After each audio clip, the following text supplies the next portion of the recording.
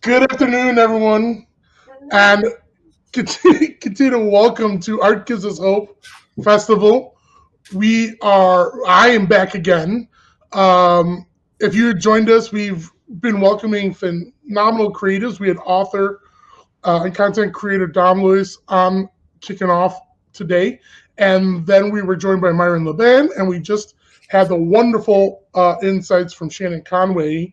And I am joined by another stellar artist who we're going to learn all about and talk with. And just doing some quick housekeeping, as Christina mentioned before, we've got everything from merch collaborations to a raffle for limited print editions of the event poster. Plus, on Saturday night and Sunday night, we have two private screenings of short films. Tickets for that and everything else is at aguh.org, one stop shop. So we don't need to get into send you to too many different places. But with that said, and all proceeds support both the organization and the artists. Very important. Got to support our creatives and our artists. And that brings us to our most honored guest for today that I get to interview right now is Miss Selina Lee. Selina, it is so good to see you on screen. How the heck are you? Doing well over here. Carl, thanks for inviting me. Thank you. How are you? I'm fantastic. Now, I'm broadcasting out of the Chicagoland area, and our guests are come from all over the place. And where are you tuning in from? Yeah, I'll be over here in Watermelon World, which is located in San Francisco, California. Fantastic. Thank you for making the time adjustment for us. It's probably a little earlier for you. Um, we've got a lot to talk about, and we're even gonna demystify the watermelon thing for people. I have had the personal pleasure of knowing Selina Lee for quite some time, multiple years, maybe almost a decade, which is a weird way to think, um, and have been very aware of her phenomenal skill sets and works, all the way back to the rice field era. We'll talk about it a little bit. Um, but for our viewers currently tuning in right now, or who may engage this content in later days, Selina, let's get a little quick origin story. Where you're from, where you came up, and then we'll start talking about the good stuff. Yeah, I'm born and raised here in San Francisco and grew up in the what's called as the Avenues. So it's in the inner Richmond district of San Francisco, right by the um, beautiful Golden Gate Park. And I have always been an artist. It just didn't really maybe grow up in a very nurturing environment. So kind of really came out during COVID as an artist. Yeah. Um, and so, So, yeah, I'm sorry, go ahead. I don't. Please continue. No, I was just going to say thank you for, inviting me to this space because that's definitely something I've learned during COVID and throughout my life is that art is truly something that gives you hope. And so I hope that, this event can really empower people.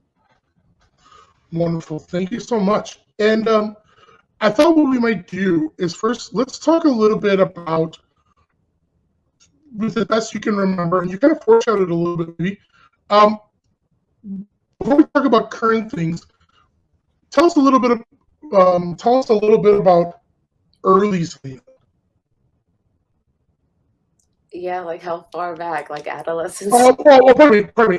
Sort of, what was your sort of earliest entry into art? Yeah, I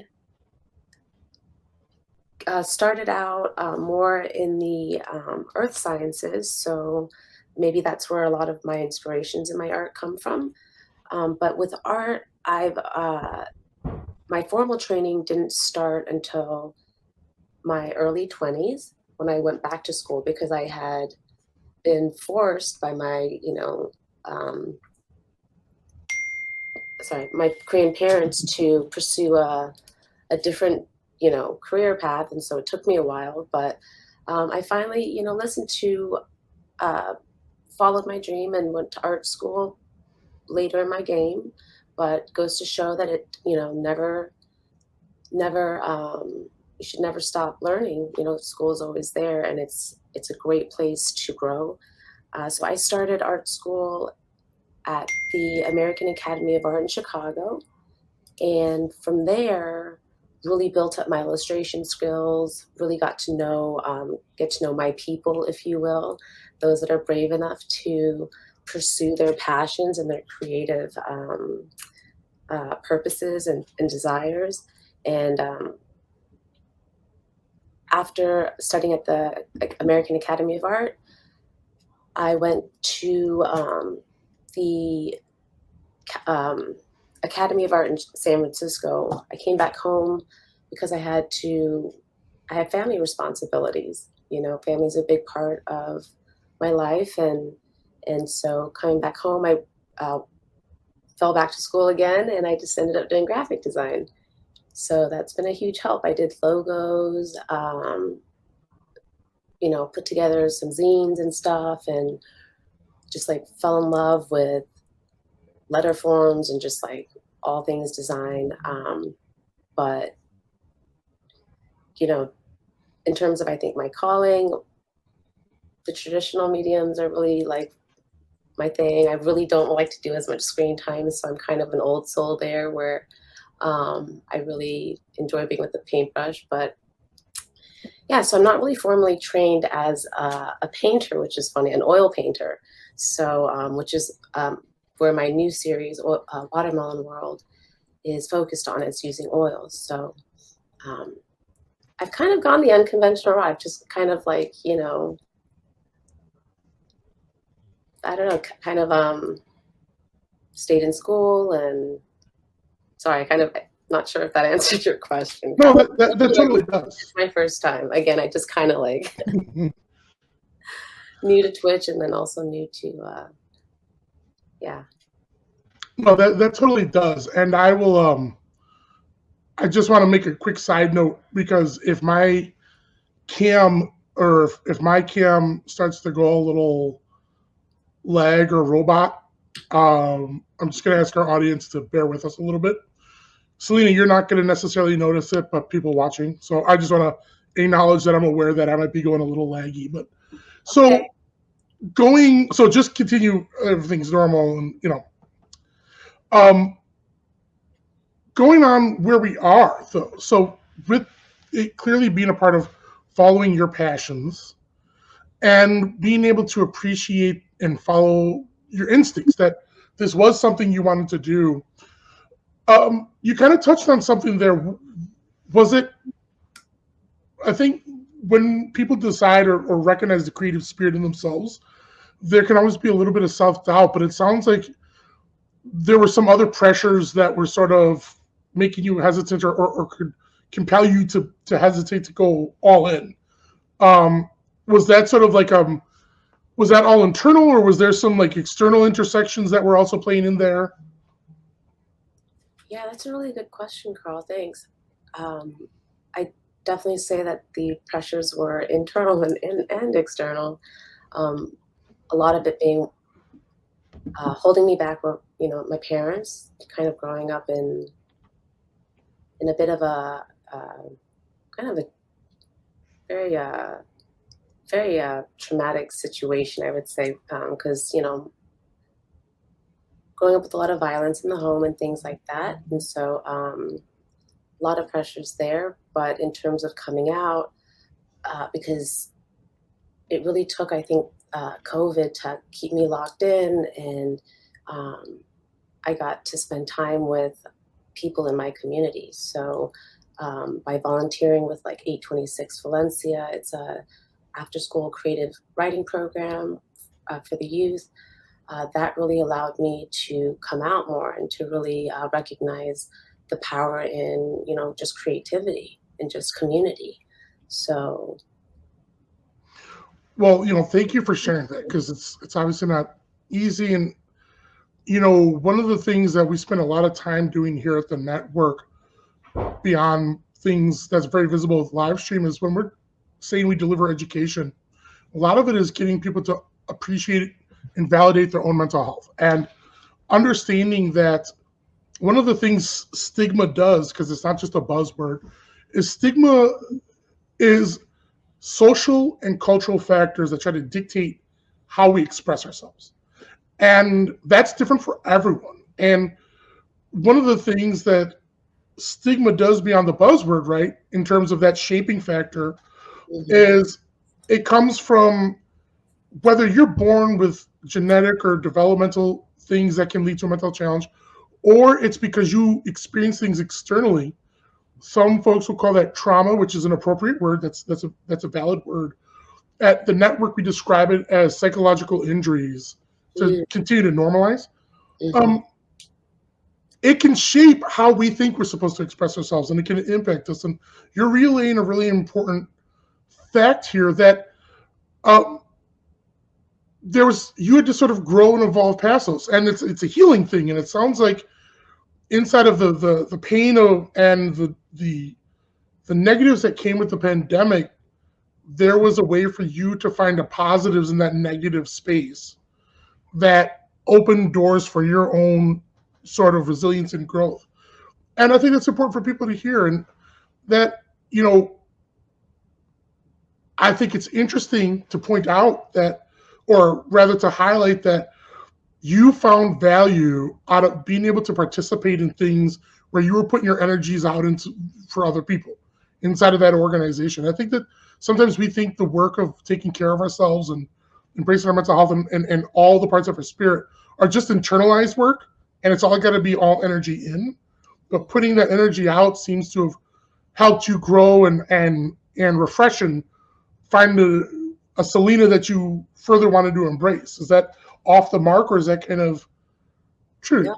No, that's well put together. Yeah, thanks for that's well summarized, because that's exactly, I think, the path. And also with 826, and then the other community was Arts Anonymous. So working out my my trauma and my mental health there, and yeah, absolutely. It's interesting how the arts can help us work out through our psychological injuries, as you mentioned. I like how y'all use that word, because as now I'm working towards being an educator. So being an art teacher is more than just teaching technique now. I really want to break that stigma and use art as a form of expression, because we are so suppressed. I truly believe that every person is an artist, and we just need to nurture their art form. And so, yeah. And that's a beautiful thing, completely understanding that. And that kind of thing gives us a chance to sort of step into current Selina. And I think we should, maybe the watchful eye of some of our viewers might be able to put two and two together. But let's talk about some watermelons for a second. Excuse me. Talk about some watermelons for a second. Let's just start. Why would that even be a reference? What's that all about? Because we can see over your shoulder a little hints, but let's talk about that a little bit. Yeah. It's funny because I think I tell myself that it was God that gave, that chose me to be the messenger of the watermelon, which is crazy.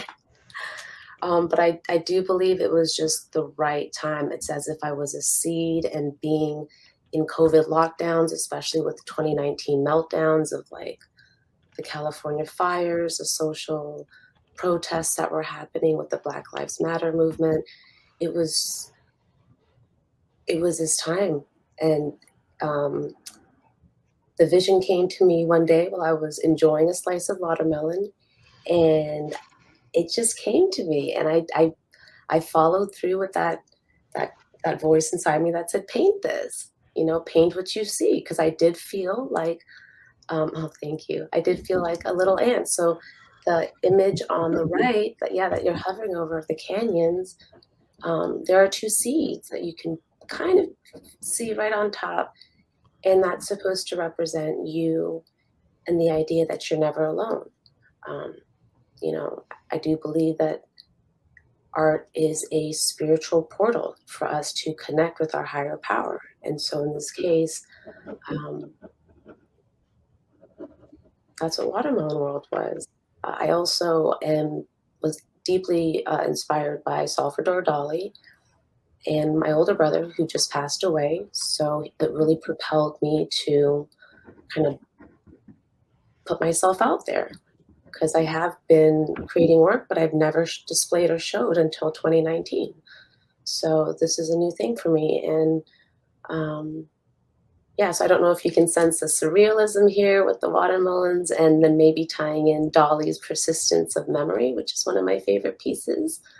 I also love the one about the yolk, the melting yolk. So I love playing with food. I don't know if it's from because I'm from San Francisco or from my mom, because she just loves food, and I love um, integrating those worlds because San Francisco is just beautiful. I don't know, Carl, if you've ever been out here in the Bay. I've had the pleasure, yes.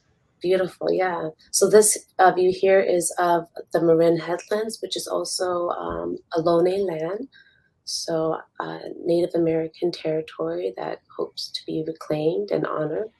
So that shows that scene there. Um, And if I can interject just a half second in there, if I may. yes, of course. Looking particularly at this work, you know, it's interesting that it's one thing to say, somebody might appropriate a thing, a food, an aesthetic, what have you, and they'll go with it. And that can almost be like a gimmick. But you've done something here with these works that's just really fascinating. I love that what you went here with using the rind or the back end of the watermelon in terms of creating the hill landscape pieces, and also the color textures into the road, the pathways. It really is. I love that you brought up Dali, because when we think of surrealism, sometimes I think maybe in a sort of elementary way, we just think everything has to look weird or be like distorted.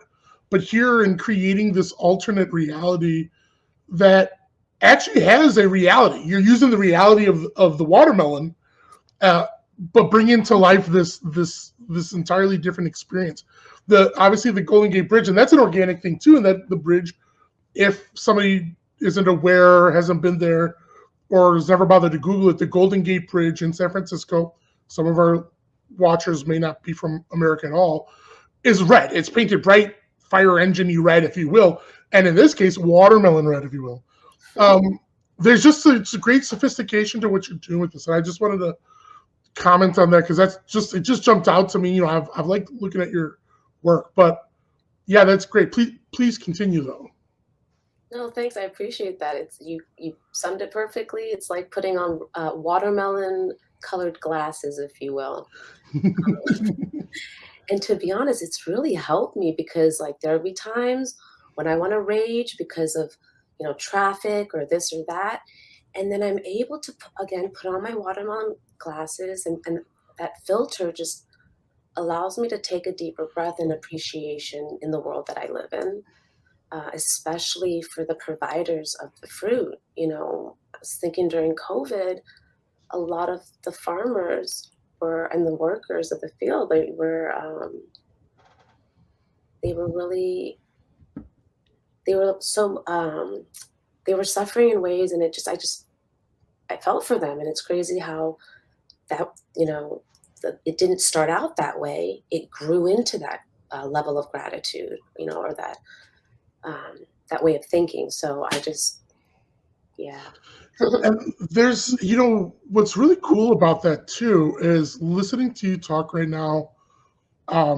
You've invoked talking about the importance of your sense of faith, talking about your connections and passion and awareness inside of the agrarian aspects and cultures. And I look at those different sort of cultural intersections and across different ethnicities and backgrounds. The idea of farming, the agrarian lifestyle is so critical, but tying it into the sense of a Judeo-Christian faith background too. That's the bounty and the bread. These are essential elements in cornerstones, and the idea of being in touch with the land and the food. Not that anyone thought they were signing in for a theological background, but the fact of the matter is that, and I don't want to prescribe like your sense of faith, but um, the intersection between cherishing and having a deep reverence for food and the sense of all the labor that goes into getting that out of the ground or the tree or whatever, and being able to prep it and serve and nourish. And you hear the, you know the phrase, right?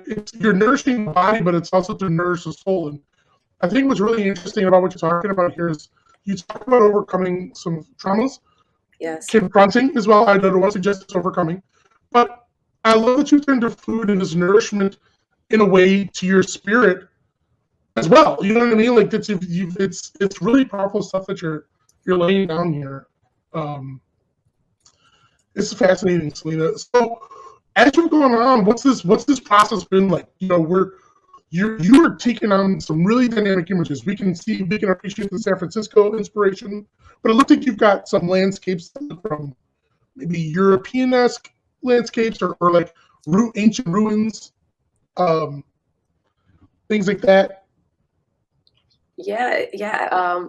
I was able to expand the boundaries of Watermelon World to hit all areas of this beautiful world, and pulling from different structures like the pyramids. I mean, it just like it's endless, the opportunities, right? And even the Arc in France, is it the Arch de The, something? the Arc de Triomphe. That's right, that trail. Okay. That's right. That's right. um, so yeah, and then you mentioned a cultural intersecting of my work, and I really hope that that's what it does is bring conversation together and bring cultures together through conversation and you know and just fun storytelling of the fruit. I mean, um, it's funny because when I was working at the gallery, I'm part of City Art Cooperative Gallery here in San Francisco. So it's artist founded and ran since 1998. I was out working at the gallery, and it's just incredible the different cultural stories I hear just from the work. Um, and like for instance, I had um, someone who had an Irish mother who first discovered the fruit when she came to America and didn't know what to do with it, and so she boiled it. So boiling watermelon, I think, is like a great story that comes out of just like I don't know, coming through the arts. So um, How much do you say, you've touched on it a number of times, and I guess I'll just be right on the nose about it, is how much would you say that your cultural background plays into that even more so? I mean, obviously you're drawing in experiences, but sometimes it's their experiences, but you're not necessarily putting the connection that, oh, this is from where my bloodlines have come from, and that's what it is. It could just be, well, it was in my household, and that's what I care about. But would you say that do you connect the cultural backgrounds that you've mentioned before to those influences? Is that a big thing for you, or? yeah, I think in terms of cultural influences, the maybe not my Korean background so much, but definitely um, my interest in like the civil rights movement has always been there. So one fascinating thing I learned during my watermelon just process and research was how um, the racist trope of African Americans and watermelons actually came about because of just a racist campaign that has just survived, and it still survives. I mean, the stereotype still exists, and it's wrong because actually watermelons was a symbol of liberation for the African American people, during the abolishing of slavery. And they were given land, kind people gave them, they became watermelon farmers. They gave them the sustenance they need to become farmers. And it's terrible to think that hatred and violent narratives have allowed false narratives have allowed have just kind of permeated because of art, they were able to spread that campaign through these really terrible illustrations depicting, you know, they basically turned the symbol of what was liberation and freedom into a symbol of laziness, saying that watermelon is a symbol of laziness, which is not true. There's so many things wrong with of our past history of this country, and it's just something as simple as a watermelon, right? And so there's a lot to learn and yet to be discovered. Yeah. And that's a great point that we can unpack further, is the fact that going back to really needing people to appreciate that stigma is not just a buzzword, for instance, and that when we talk about the social and cultural factors and trying to dictate expression, at one side, you might be able to appreciate that as when people say boys don't cry, and that's a way of dictating the expression. Okay. But what you're talking about, Selina, also draws into another really complicated, maybe nuanced side of it, in that the cultural stigmas that people put on others, the idea that watermelon means X, Y, Z. And to go further for the African American intersection, fried chicken, okay, and things like that. And I'm sorry if my connection is getting a little dodgy for some folks. I might be auto-tuning right now. But what I want to bring in there is that just the idea of how people nourish themselves and sustain themselves can turn into reflections of, like, negative reflections, okay? And it's about food. That has a profound effect on people's personal sense, personal self-worth. It can start to go down a big drop-down menu. And we are just talking about policing how somebody utilizes or who engages in food, you know, in what they eat. It's funny because then you can look at it as doing things like this, taking the watermelon and expanding it into art, is almost a way of sort of reclaiming or reappropriating it into a different appearance. Because I can tell you, those ideas, food politics, if you will, still exist. And I mean, you rightly acknowledged it, do. But I think that if we right now thought about it for a moment, I'm willing to bet people could think about other sort of stigmas that have been policed onto or appropriated onto food across all sorts of different cultures, whether it's seafood-based, land-based, you know, like beef-based, salad-based, what have you. There's probably prejudices or negative connotations that a diverse range of individuals unfortunately feel. And so how does that tie back into mental health? Well, here's the big thing. And this might seem like I'm making a leap, but the fact is that mental health and talking about how we care proactively is not just putting lifelines out and only talking about clinical depression, which is essential to talk about. Mm-hmm. Mental health is also housing security, food security. It's talking about, you know, job security, things like that. But just talking about the food security thing, and food is also talking about mental health. And in the sense of being able to build nourishment, of course, your good old fashioned, if you don't have your physical health, that's going to impact your mental health. But just the idea of, if this is the only thing we have, and I'm looking at the painting of that farmer behind you, and the same idea, if this is your only like sustainable food source, you know, you might build a life on it, and that's all you have, or you could feel ashamed. And that's a different facet of the mental health thing. And if people might not see it, then it's just further illustrating the fact that, you know, mental health is not just staying in this straight little narrow box of, we only talk about when it's something that is bipolar, clinical depression, if you were the victim of abuse. And if it's not those right on the nose things, then it's not mental health. It's not a valid discussion. Right. And you could get, and the fact that we got there, and you were able to get there and tie in the civil rights and very important things from your work, I think is just a perfect example. And I look at we were looking at your Instagram, and I'm looking at some of the works behind you as well. What's been, because I have the privilege of knowing that you've been able to you had a gallery recently, correct? Yes, I joined a gallery. Well, excuse me, you had a showing. Didn't you have a public showing recently? Yeah, I got into the show because there's so many members at that collective that it's hard to get in. So yes, I was able to get in. So could you tell us a little bit about what was that experience like? Oh, it's the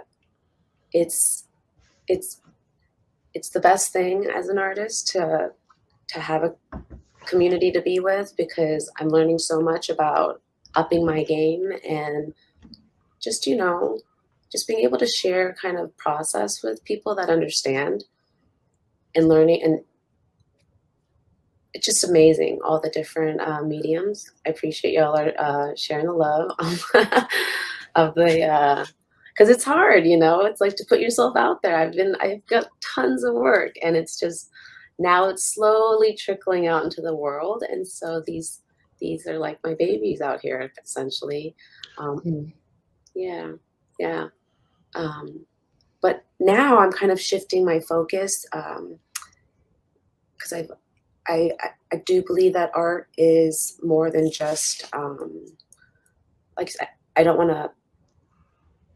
I want to see art helping mental health in ways that I think can be transformative, right? So you're bringing up a lot of good things, Carl. I'm so glad that I'm here because I'm taking notes vigorously, like food and political, politics with food and all that, which is so true. And the appropriation, because it's so funny. Some of my watermelon pieces are just recreations of early 1900 masterpieces. Oh.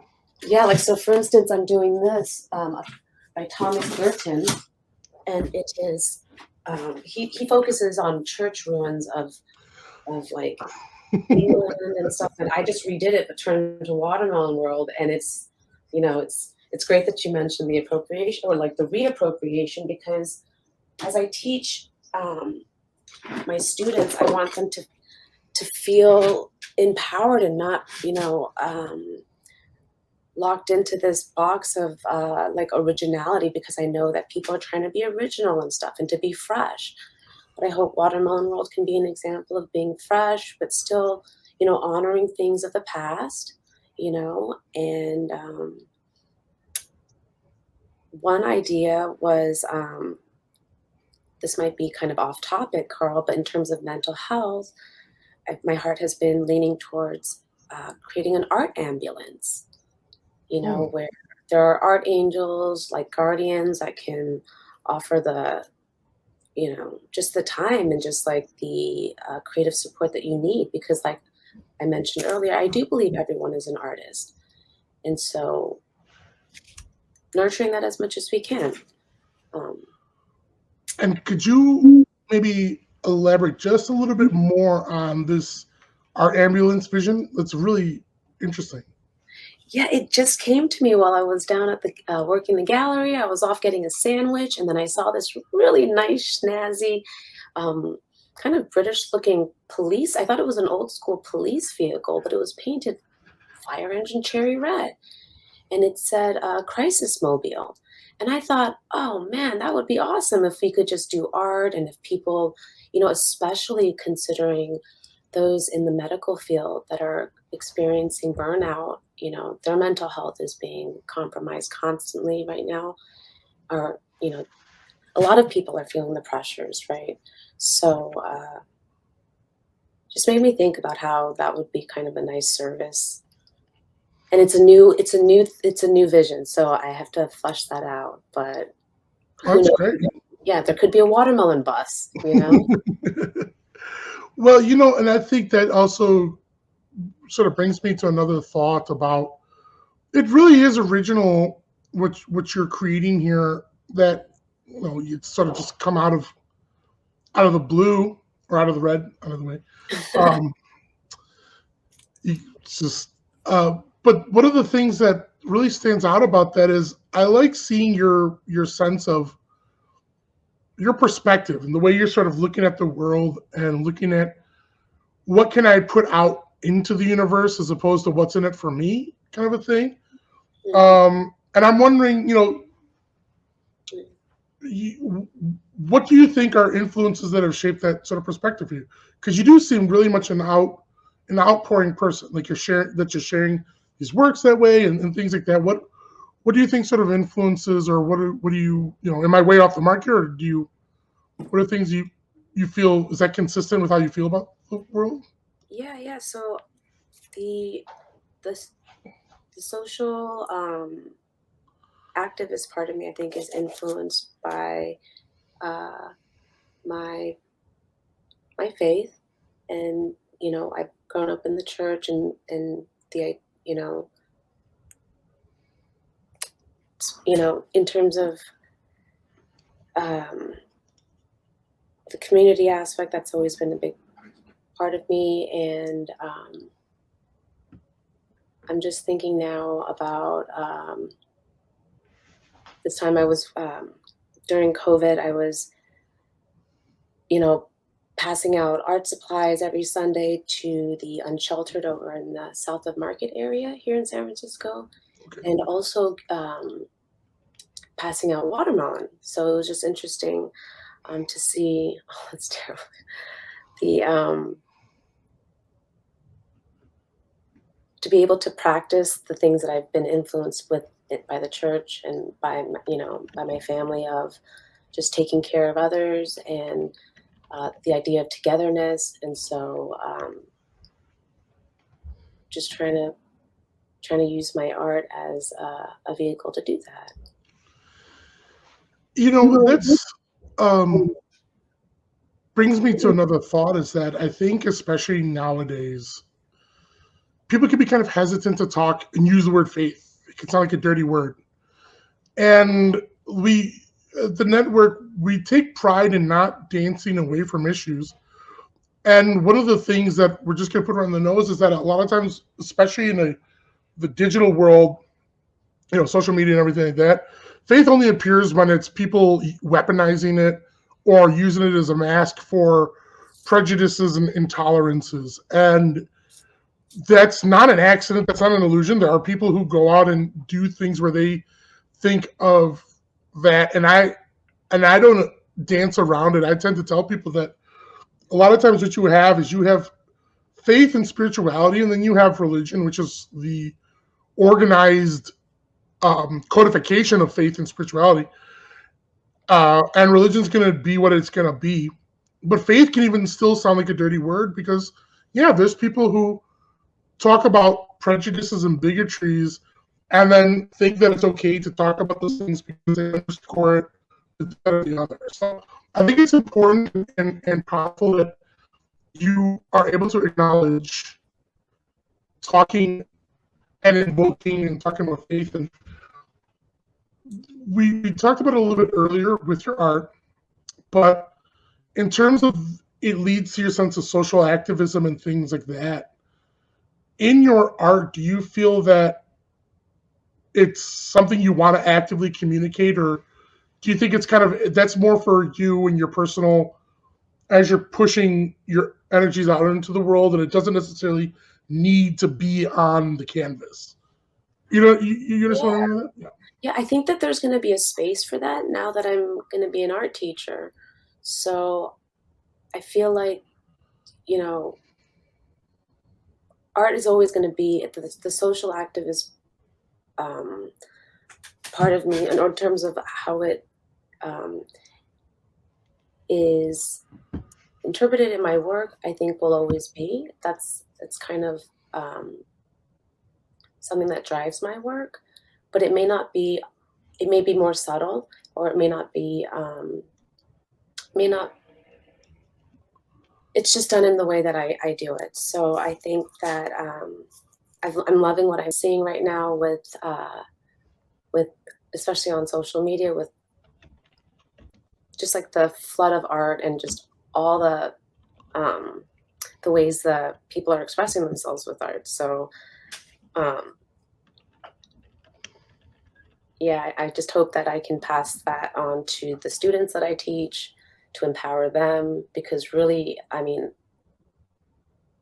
it's interesting. Like my art, I'm going to constantly create, and there's other parts of me that maybe people don't know. Like I also upcycle, you know, Ooh. materials, and I create new things. I repurpose things constantly, you know, and so um, I don't know. I think that my work will evolve and develop, but my responsibilities to my community are are my high priority right now. So I hope that I can really channel that and just and pass that on to my students. Well, and that's, I think we need to give you some flowers there about the fact that your creative engines and your production is phenomenally diverse. And I know we were focusing on the paintings per se, but I'm glad you brought up the upcycling thing. And, you know, some folks might know inherently what that is, but could we talk about that a little bit more? Sure. First, just right off the nose, like what is upcycle? What's that? What is that as a concept? Yeah. Well, it's the idea of taking something and giving it another life, another purpose. So in this case, it took me a while to finish this huge bag of rice, but when I did, um, there was this growing appreciation of not only the art that was in there, but just the material and all the great illustrations. So just wanting to do my part with the whole climate change problem and all the trash in the oceans that we're experiencing. So I created a bag. And it's I interesting love because I actually reached out to a few local businesses to see if I could take on their trash essentially. And I was able to work with a few businesses and I did a couple things with them. I made bags, messenger backpacks. I sold a few of these. I made some hats too. So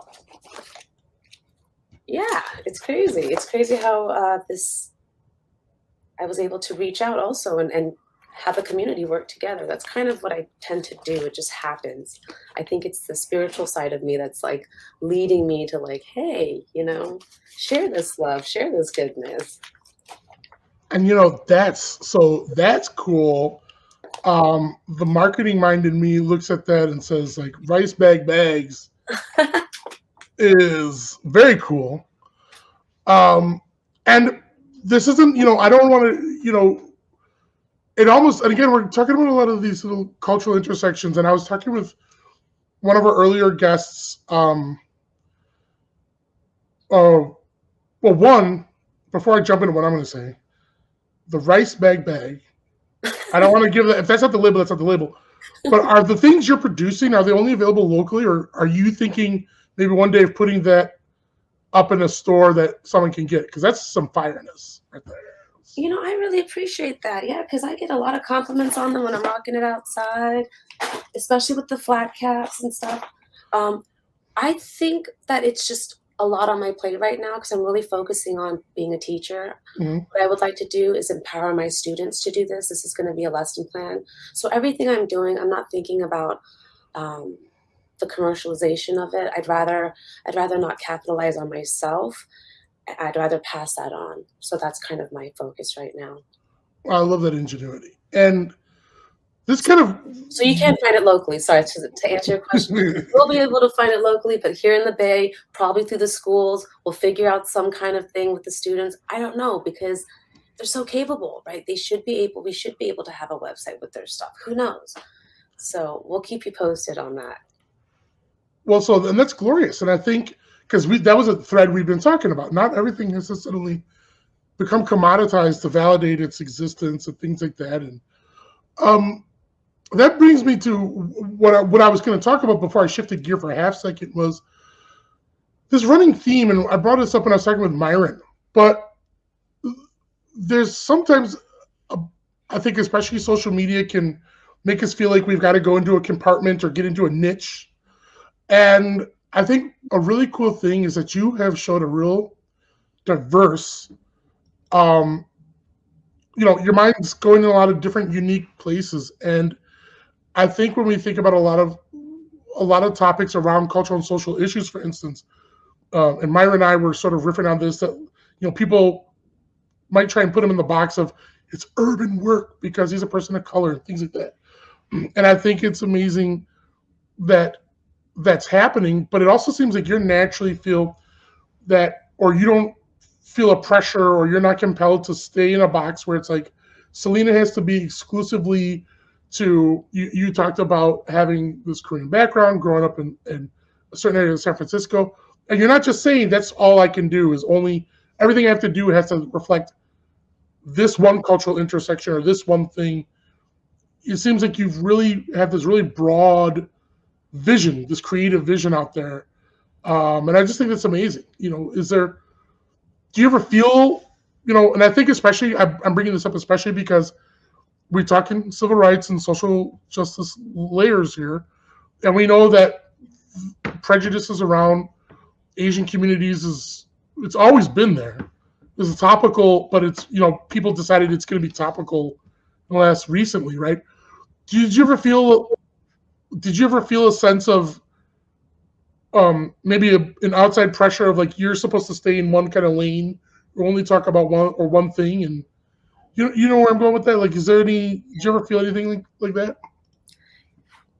Yeah, you can, but I think it's the best time right now to break those barriers because they do exist, especially in the fine art world.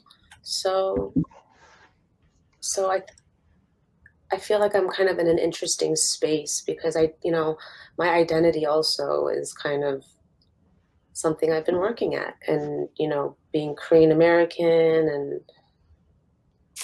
a lot of different influences and things. It just I think it affects my work, and just it's hard to speak about it because I've been so like it's hard to talk about yourself and your work, especially because it's so new, even though I feel like I'm kind of late into the game. And I don't want to, we can sort of. I think the biggest takeaway though that I think I want to pull out of that is just your creative spirit is just, it's like it's a lighthouse, and it's so far reaching. Is what I mean, the light on a lighthouse. And thinking about this, you're now taking on this role as a teacher, and here's another running thread where Dom and Myron and Shannon also talking about the way the things they create can go on to influence others in different ways. Well, I think this is more right on the nose. The fact that you can bring your creative spirits and your talents to impart on the youths. What forgive me if I overlooked it. What level is there a grade level, age level you're really focused on, or is it kind of going to be you'll see what's available? Yeah, that's a great question because my experience, I've taught art kind of informally, like at the church or at other nonprofits with younger students. But right now I'm focusing on secondary education, on high school students. So I feel like there's just a greater need right now because there's a lot of students, teachers actually that are dropping out, or that are there's a shortage of teachers essentially, and so there's a bigger call I think for high school students, especially with the rise of suicide and depression, especially after COVID and distance learning. I think that's where I'm going to be for now, at least. Yeah. But I also want to teach the elderly. Like my mom is, at that age now, and she feels like, life is over, which I think is, not true at all. So it's kind of like City College also could be an area with senior programs. So I don't know. I'd like to do it all, but right now I think high school. Okay. Yeah. That's cool. And obviously that answer also reflects looking a lot of different ways. And just because I wouldn't be doing my job if I didn't also want to double back on what you just said in terms of talking about individuals, senior citizens, folks of an advanced age, that's a part we don't talk about in mental health. Like every part is essential, and we need to shed light, whether you're adolescent, teen. It's never too early to talk about mental health, but a thing maybe we don't appreciate enough is that it's never too late. And just being able to celebrate that you have things to contribute or that you have a right to exist regardless of your output, that's underappreciated. So I think it's cool that your mind can also look to that direction. That's just another underscore of, this sort of, you have this real visionary sort of mindset about you. And as we're kind of winding down here, I think I want to just sort of hold a little bit of space here for you to talk about, you're talking about teaching, and what are some other things along the lines of teaching and other endeavors? Because it sounds like this is going to invest a lot of your energies. So maybe just what are you sort of looking forward to in the coming, I don't even want to put a peg on it like it's years or months or days, just sort of what do you see on your horizon along with supplementing the teaching, of course? Yeah, absolutely.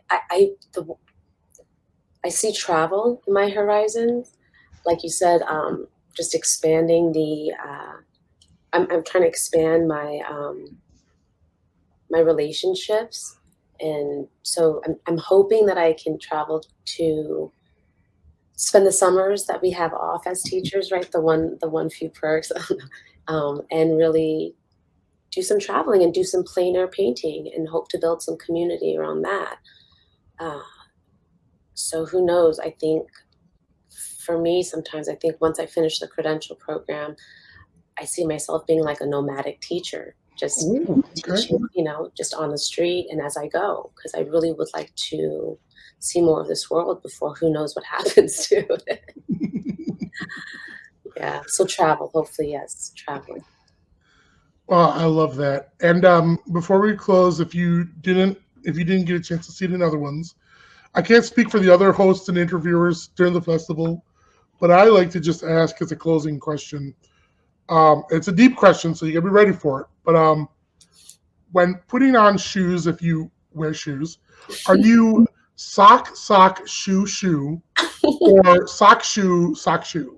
Wait, sock, shoe, or sock, shoe? Correct.